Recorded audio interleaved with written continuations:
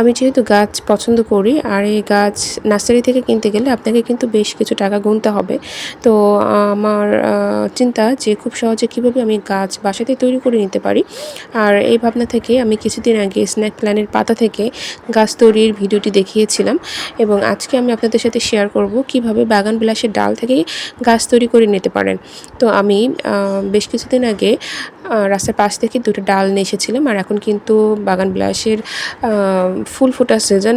বাহিরে বের হলে দেখা যায় যে অনেক সুন্দর লাগে এই বাগান বিলাসের গাছে যখন ফুলগুলো ফোটে। আর আমি এইভাবে বালুর মধ্যে ডাল পুঁতে রেখে দিয়েছিলাম বেশ কিছুদিন। তারপর দেখেন কি সুন্দর এখান থেকে পাতা বের হয়েছে। আর এটা বেশ কিছুদিন রেখে দিতে হবে এইভাবে যতক্ষণ না শিকড় বের হয়। আর আমার লং ভিডিও করেছিলাম কিভাবে আমি এই ডালগুলো পুঁতেছি, কি করতে হবে। তো সেই ভিডিওটি আমার ডিলিট হয়ে যাওয়ার কারণে আমি পুরোপুরি ভিডিওটি শেয়ার করতে পারছি না।